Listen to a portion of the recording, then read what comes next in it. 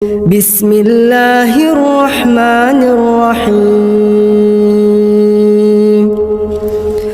ويل للمطففين الذين إذا اكتالوا على الناس يستوفون وإذا كالوهم أو وزنوهم يخسرون ألا يظن أولئك أنهم مبعوثون ليوم عظيم يوم يقوم الناس لرب العالمين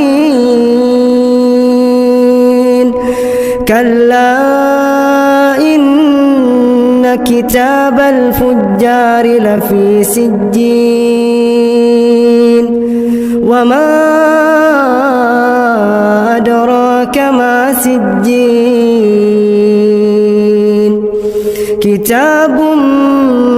مرقوم ويل